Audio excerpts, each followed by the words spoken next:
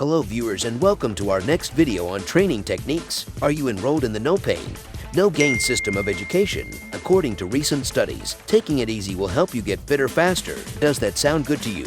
We're not exactly saying, though, that sitting on the couch will make you more fit. The secret is to cycle in the training zones that put the least strain on your body while yet having an impact on your fitness. First, let's have a look at them. Do you agree with the idea that cycling slower will actually make you faster? Be sure to leave a comment down below. If this video has given you some value, please punch the like button and subscribe to our channel for more.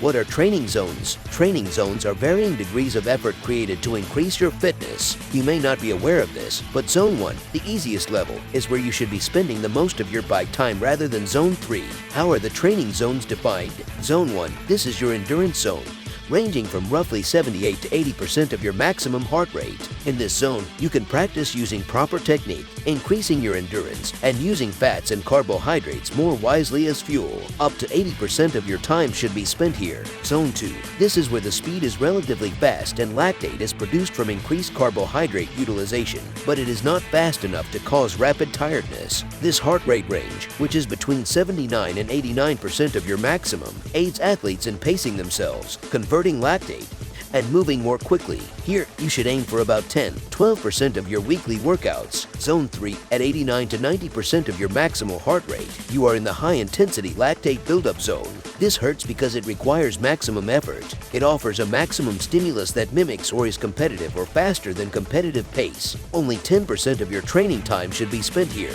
How to work out your maximum heart rate? You must determine your maximum heart rate in order to ride within the proper zone.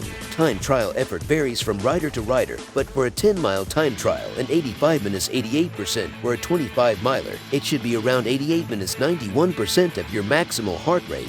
You must divide your average heart rate over 10 miles, for example, 165 by 0.88 and 0.91, and similarly for your average over a 25-mile time trial, for example, 160 using 0.85 and 0.88 to determine your maximum heart rate. You may use this information to determine your 3 training zones because the average maximum heart rate for all 4 figures is 184. Zone 1 is defined as a heart rate range of 78 to 80% of maximum. 88% of your maximal heart rate is Zone 2. Zone 3, greater than 90% of your maximal heart rate. How does this apply to me? I'm not a time trial specialist. Yes, riding slowly to go faster does sound too good to be true, but a recent study has strengthened the argument made by sports scientists that the best outcomes come from training more slowly and gently rather than vigorously. Studying endurance athletes for 5 months, researchers at the European University in Madrid discovered that those who trained in Zone 1 for 80% of the time and Zone 2 for only 10% of the time improved their times over a predetermined distance by 36 seconds more than those who trained in Zone 1 for 65% of the time and Zone 2 for 24% of the time. In the upper portion of Zone 3, both groups spent about 8% of their weekly time. All athletes, regardless of their Z1, 2, or 3 proportions, improved their speed over the course of 5 months, but those who trained more intelligently improved by 6.9%, whereas overly enthusiastic athletes improved by 5.3%.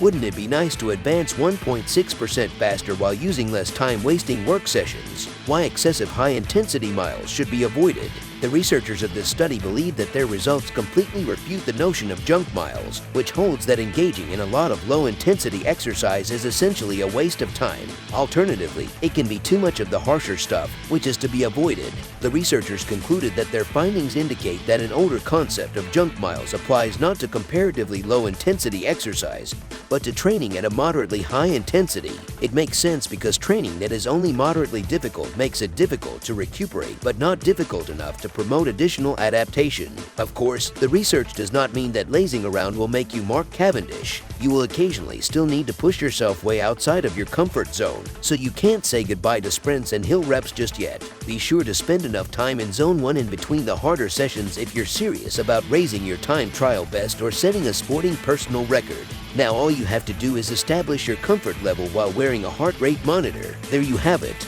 We hope we have given you some ideas about cycling training techniques. Do you agree with the idea that cycling slower will actually make you faster? Be sure to leave a comment down below. If this video has given you some value, please punch the like button and subscribe to our channel for more. Thank you for watching.